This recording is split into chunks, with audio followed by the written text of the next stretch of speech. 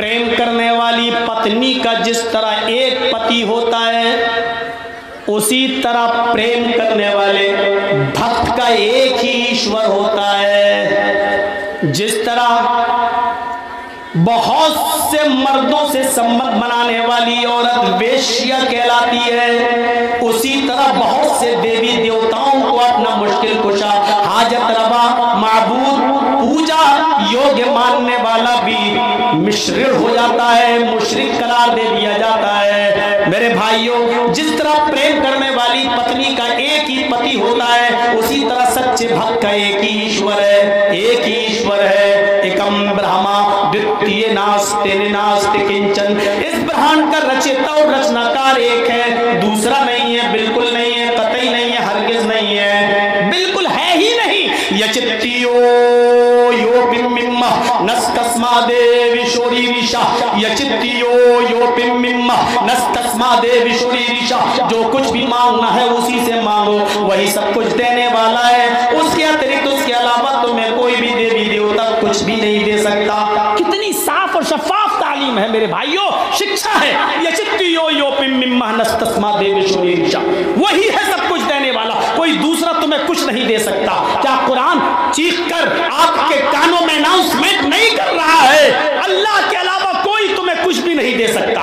वला तदउ मिन दूनिल्लाहि मा ला यनफउका वला यज़ुर्रुक। अल्लाह को छोड़कर तुम जिसके पास भी जा रहे हो, वो तुम्हें कुछ भी नहीं दे सकता। कुछ मालिक ही नहीं है, उसके पास कुछ पावर है ही नहीं, वो तुम्हें कुछ देगा। क्या देगा? सारे लोग मिल जाएं तो एक गेहूं का दाना और एक चावल का दाना नहीं बना सकते।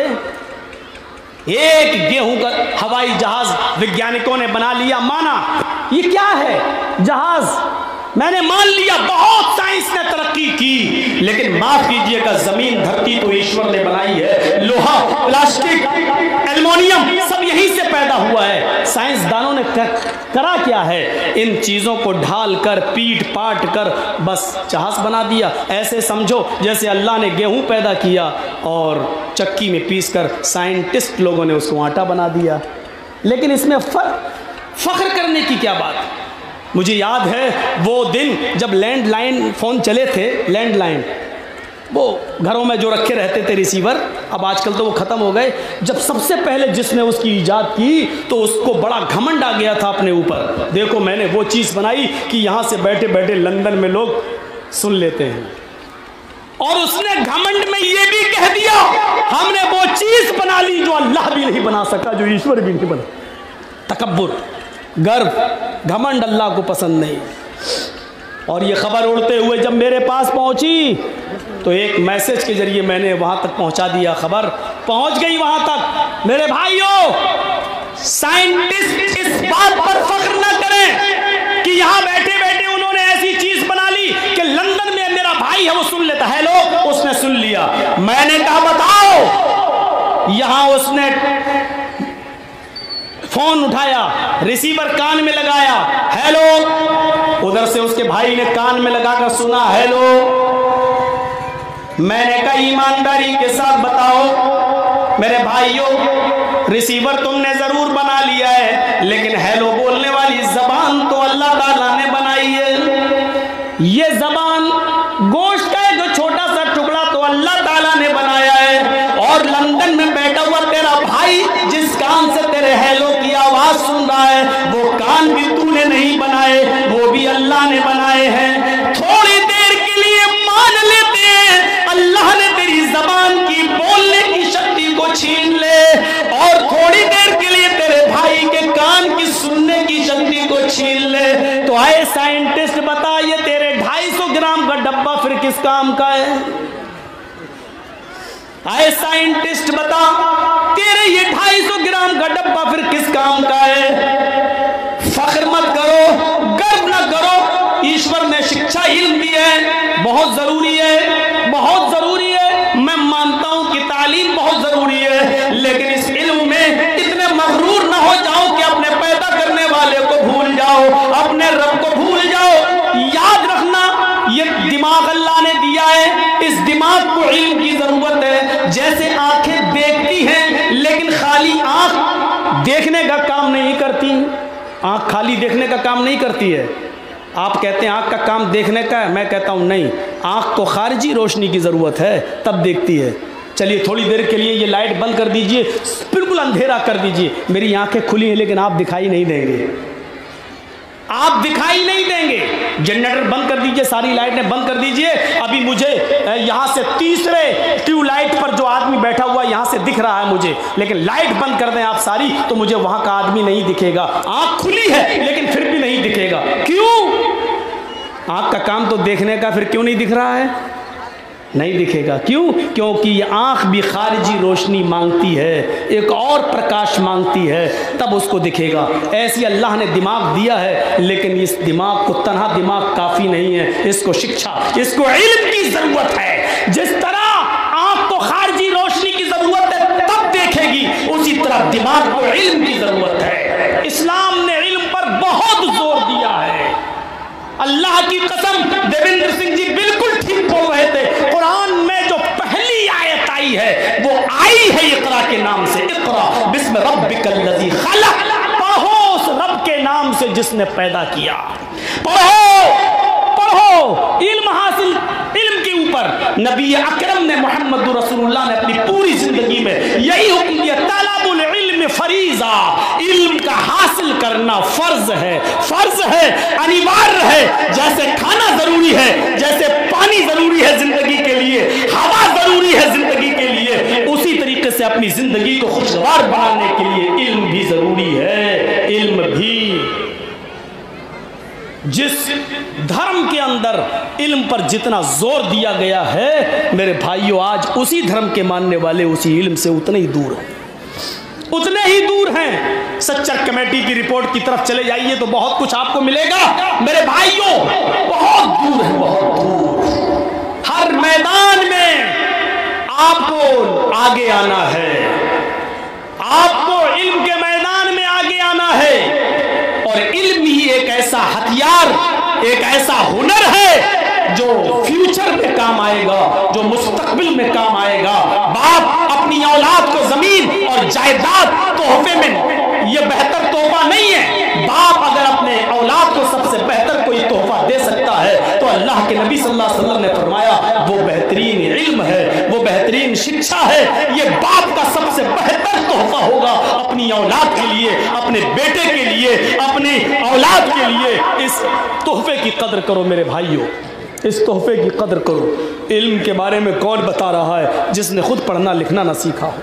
इल्म के बारे में कौन बतला रहा है जो अपनी माँ के पेट से पैदा हुआ हो और 40 साल तक जिसने खुद पढ़ना लिखना ना सीखा हो? वो तो जिब्राइल अमीन आए, परशुराम आए, वो पढ़ाया, अल्लाह की तरफ से ज्ञान दिया गया। उस ज्ञान ने मोहम्मद रसूलुल्लाह को एक मकाम और एक मर्तबा दे दिया, ज्ञान की बातें उसने बताई। मेरे भाइयों, हमें सोचना पड़ेगा, इस तरफ चलना पड़ेगा। आगे मैं थोड़ा सा इधर निकल गया, आगे मैं बता रहा, वला तजस्ससू, तुम एक दूसरे की जासूसी न करो, एक दूसरे की टोह में न लगे रहो। बड़ा दिलचस्प एक किस्सा याद आता है, आपको सुनाऊं। किस्सा वो नहीं है जो आजकल चलता लैला मजनू वाला, वो मत समझना। हम किस्सा भी बताएंगे तो वो किसी न किसी हदीस या किसी न किसी इस्लामी किताब से होगा। एक किस्सा हज़रत उमर फ़ारूक का मुझे याद आता है। हाय ऐसा होना चाहिए हमारा अमीरुल मोमिनीन। अब आप इशारों पे आइए, ऐसा होना चाहिए। रात की तारीकी में गश्त कर रहे हैं, रात के अंधेरे में निकल रहे हैं, देखें कि किसने खाया है, किसने पिया है, कौन सोया है, कौन भूखा है। हम अपनी आवाम का, अपनी जनता का ख्याल रखें। रात में निकले, अरब के अंदर जहालत बहुत रही थी, बहुत थी, इतनी थी कि उसका वर्णन, उसका बयान नहीं किया जा सकता। आप समझ लो कि अरब के एक शहर मक्का को उम्मुल खबाइस, ये हदीस की किताबों में लिखा है, मोहम्मद साहब के आने से पहले उसको पूरी दुनिया की गंदगी और गलाजत और नापाकी की माँ कहा जाता था। कोई बुरा काम ऐसा नहीं था जो मक्के में ना होता हो। और मोहम्मद साहब के आने के बाद उस मक्का को उम्मुल कुरा कहा दिया गया, तमाम बस्तियों की माँ। अब सुनिए, इतनी जल्दी लोग नहीं बदल जाते हैं। रात के अंधेरे में जब अल्लाह हजरत उमर निकले तो एक घर, एक मकान से कुछ आवाज़ सुनाई दी। सोचा कि शायद कुछ परेशान हैं। फौरन भागते हुए हज़रत उमर वहाँ गए और कान लगाया। जब दीवार से कान लगाया, दरवाज़ा बंद था, दरवाजे से कान लगाया तो किसी के भूख की वजह से चिल्लाने की आवाज़ नहीं थी, बल्कि अंदर से लौंडियों की, लौंडी समझते हैं, उस ज़माने में लोग, मर्द और औरतें बेचे और ख़रीदे जाते थे, तो जिन लड़की को ख़रीद लिया जाता था उसको लौंडी, अपने कामकाज के लिए, पर्सनल यूज़ के लिए उसको लौंडी कहा जाता था। उस घर के अंदर कुछ लौंडियों की आवाज़ आ रही थी गाने की। आपकी ट्यूबलाइट आंख मार रही है भाई, सिग्नल दे रही है, डीजल ख़त्म हो रहा होगा, थोड़ा सा ख्याल रखिएगा बंद ना हो जाए। तो हज़रत उमर फारूक ने जब सुना तो इसमें तो गाने की आवाज़ आ रही है। अच्छा, अब उनके दिल में आया ज़रा ऊपर चढ़ के देखूँ ये है कौन जो गाना गा रहा है और किसका घर है। हज़रत उमर लंबे चौड़े थे, दीवार पे चढ़ने लगे और जैसे ही दीवार पे चढ़े और झांक के देखा तो एक बुढ़ा होगा 85-90 साल का, खूसट बुढ़ा, वो लेटा है शराब के नशे में धुत हो, और उसके बगल में कुछ लड़कियां नाच रही हैं, डांस कर रही हैं। अमीर थे, जिम्मेदार थे, जिस काम को हमने यहाँ बंद कराया है उस काम को कर रहा है ये बुढ़ा, और कब्र में पैर लटका, मरने वाला कमीना। फिर भी देखो हज़रत उमर फारूक फ़ौरन दीवार पे चढ़ के छलांग लगा देते हैं, घर में कूद जाते हैं और उसको रंगे हाथ पकड़ लेते हैं। कहते हैं ए चल, शराब पीने वाले की सज़ा इस्लाम में क्या है मालूम है? 40 कोड़े। नौजवान नस्ल गौर करो, ये तो हमारा भारत है, मिल जाएगी पियो, लेकिन आपको अपने मज़हब के हिसाब से ज़रा सोचिए कि अगर इस्लामी हुकूमत होती, अगर या सऊदी अरब के अंदर आपने शराब को हाथ लगा ली होती और पकड़ गए होते, तो इस्लाम के अंदर शराब की सज़ा क्या है? शराबी की 40 कोड़े। और कोड़ा भी कौन सा? ये नहीं, चमड़े का, लाठी में चमड़े का दुर्रा, चमड़े की खाल का वो बनाया जाए, खाल का, और उसको बांध दिया जाए और उस चमड़े के दुर्रे से 40 कोड़े मारे जाएं। वो भी कैसे मालूम है आपको? आपके जिस्म से कमीज उतार कर आपकी नंगी पीठ पर। थोड़ी देर के लिए आपको बड़ी सख्त सज़ा लगेगी, लेकिन कुछ दिनों के बाद आपको ये सज़ा बिल्कुल वैसी लगेगी जैसे आज हैदराबाद की सरजमीन पर जो एनकाउंटर की शक्ल में दी गई और सारी पब्लिक चीख रही, बहुत अच्छा हुआ, बहुत अच्छा हुआ, बहुत अच्छा हुआ। वो जज्बात में जो भी कह रहे हों, मांग तो पहली से हो रही थी सख्त से सख्त सज़ा हो, तो मांग करने से नहीं, बनाने से।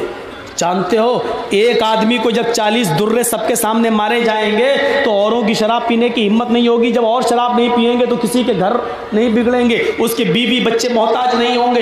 इन तमाम घरों को बचाने के लिए जरूरी था दुर्रों की सजा, 40 कोड़ों की सजा मुतय्यन करना। 40 कोड़े। हजरत उमर ने उस बूढ़े को पकड़ा, कहा बोल, शराब पिए है? यहाँ डांसर लड़कियां डांस कर रही हैं और नाच रही हैं, चल तुझे सजा दी जाएगी। उमर फारूक को देखा तो उसका नशा उतर गया।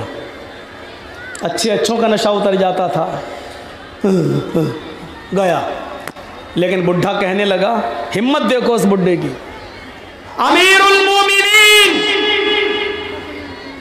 आए हमारे अमीर प्रेसिडेंट, आप मुझे जो सजा देना चाहें दे दें, मैंने गलती की है, मुझे सजा मिलनी चाहिए, लेकिन आपने भी गलती की है, सजा आपको भी मिलनी चाहिए। ओफो, सजा आपको भी मिलनी चाहिए। हजरत उमर ने उसको छोड़ दिया, कहा बूढ़े पहले मेरी गलती बता कि क्या है। जमहूरियत, सेकुलरिज्म का सबसे बड़ा सबक हजरत उमर दे रहे हैं, पहले मुझे बता मेरी गलती क्या है। उस बूढ़े ने कहा, उमर कुरान नहीं पढ़ा?